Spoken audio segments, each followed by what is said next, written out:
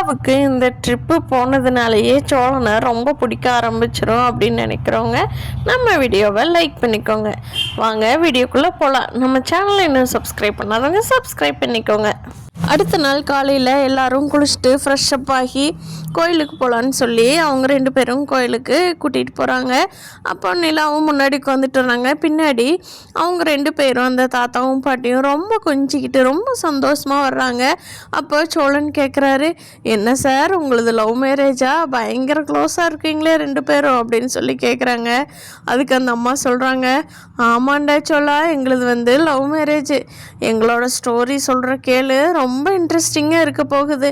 ஆமாம், உங்கள் ஸ்டோரி என்னாச்சுன்னு சொல்லு, நாங்களும் கேட்டுட்டு வர்றோம். அடுத்து எங்கள் ஸ்டோரி சொல்கிறோம், செம்ம இன்ட்ரெஸ்டிங்காக இருக்குது அப்படின்னு சொல்லிட்டு 2 பேரும் பயங்கர சின்ன பிள்ளைங்களாட்ட கொஞ்சிட்டு வர்றாங்க. அதை பார்க்குறதுக்கு நிலாவுக்கே கொஞ்சம் ஷையாக தான் இருக்குது. எத்தனை பேர்த்துக்கிட்ட சோழன் இப்படி பழகிட்டு வர்றாரு. ஒரு நாள் ட்ரிப்புக்கே நம்மளுக்கு இத்தனை அனுபவம் கிடைக்குதே.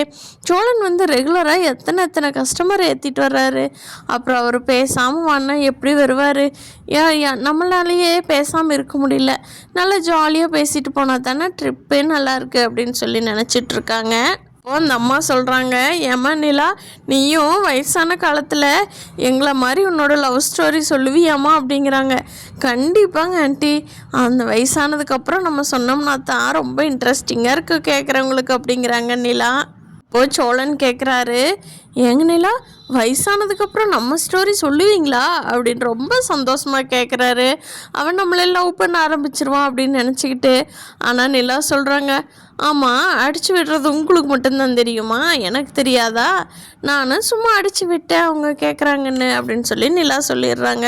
சோழனுக்கு முகமெல்லாம் வாடி போயிடுது. இப்படியே அவங்க ட்ரிப் நல்லா ஜாலியாக போயிட்டுருக்கு. இங்கே சந்தாவோட லைஃப்பில் சந்தாவுக்கு ஒரு பெரிய பிரச்சனை வந்திருக்கு. ஊருக்கு கிளம்பி வரப்போறியா சந்தா, இல்லை நாங்கள் கிளம்பி வந்துடட்டுமா? மாப்பிள்ளை பையனை கூட்டிகிட்டு தாலி கட்டுறேன்னு சொல்லி அவன் பயங்கரமாக போராட்டம் பண்ணிகிட்டு இருக்கான். நீ பேசாமல் கிளம்பி வான்னு சொல்கிறாங்க.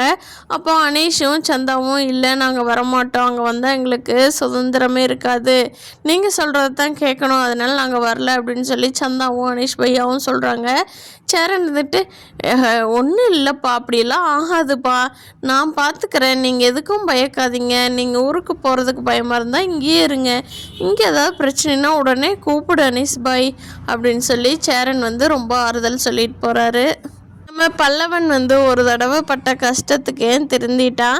காயத்ரியை திருப்பி பார்க்குற சூழ்நிலை எப்படி இருக்கிற என்ன ஏதுன்னு சொல்லி கேட்டுட்டு, அந்த பொண்ணு எங்கள் அப்பா அம்மாலாம் அவங்க கூட பேசக்கூடாதுன்னு சொல்லியிருக்காங்கன்னு சொன்ன உடனே காயத்ரிக்கிட்ட, சரி காயத்ரி நீ நல்லா படின்னு சொல்லிட்டு விலகி போயிடுறான் பல்லவன் உண்மையிலேயே ரொம்ப நல்ல பையன்தான். யார் வளர்ப்பு? சேரன் வளர்ப்பு இல்லையா? இனிமேல் இந்த காயத்ரி இல்லை, வேறு எந்த பொண்ணோட பிரச்சனையும் பல்லவன் இழுத்துட்டு வர மாட்டான்.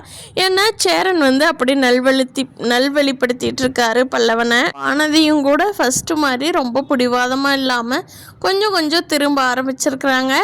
பார்க்கலாம் ஃப்ரெண்ட்ஸ், ஐநார் துணை இன்ட்ரெஸ்டிங்காக அடுத்தடுத்து எப்படி கொண்டுட்டு போக போகிறாங்கங்கிறத.